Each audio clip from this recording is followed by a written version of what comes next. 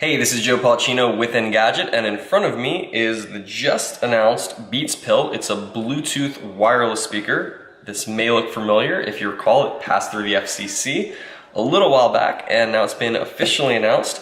So it's Bluetooth 2.1, supports also HFP, A2DP, SBC, aptX, and AAC, so it's got some codecs in here, which is really nice, a lot more than you see with some other devices. It's going to come in at $200, so it's right there with the smaller Jawbone Jambox, and it's clearly going to be a competitor to that. So we've already sort of unboxed, and I just want to walk you through what's going on.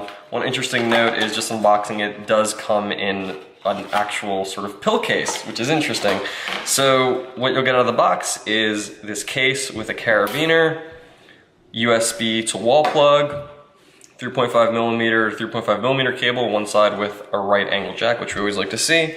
And then you've got a micro USB to USB cable for charging this thing.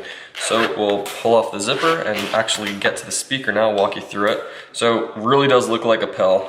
It's pretty small actually, really comfortable to hold in the hand, which is really nice since it's a portable speaker. And you can even see that I can fit it in my pocket here with sort of not much issue, and this pocket isn't that big. It's not really something I could easily do with other speakers in this range. It's very small, but despite being so small, you got 4 1-inch drivers in here. Nothing in the way of a passive bass radiator, which is interesting because most of the speakers like this have that.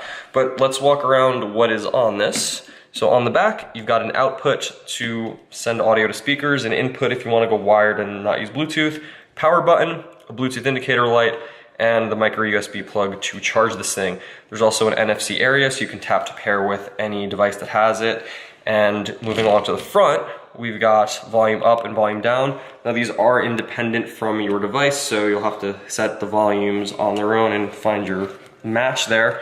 Right here, this Beats logo is actually a button as well. You hold it down for 3 seconds and it lets you go in pairing mode. It also lights up. So I'm gonna power this on real quick. And right there you can see the logo come up. That noise lets us know it's powered up. Lastly, on the front, we've also got a microphone because this does function as a speakerphone. Again, this is sort of like a Jambox, is a Jambox competitor. On the bottom, you've got a rubber foot here to keep it planted. Also interesting about that is that the speakers are angled up just a little bit so that it faces you a little bit better. Now, we haven't done any extensive listening with this, but what we can say is that we A/B'd this with 2 Jamboxes, and it's a way clearer sounding and a lot louder.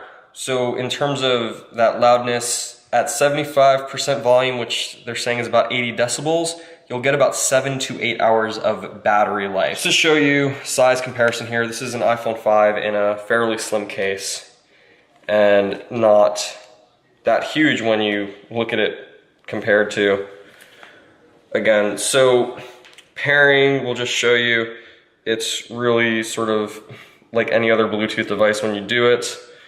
Come in here, it shows up, we're connected, and if we get some music going real quick, you can see that it plays. But again, these volumes are independent of each other.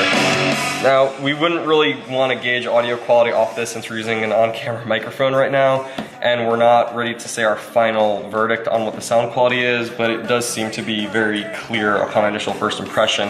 We'll have listened a little bit more in the hands-on that you're reading, so be sure to keep reading along with that, and when we do get even more time with this, we'll be sure to follow up with further impressions. But again, this is the Beats Pill. It's going to come in white, red, and black. This is obviously the white one right here.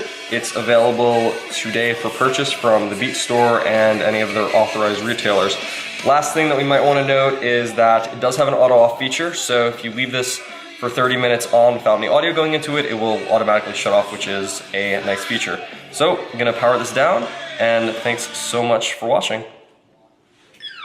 And be sure to check out Engadget.com for more info about this and also the Beats executive headphones that were also announced today. Again, I'm Joe Policino. Thanks so much.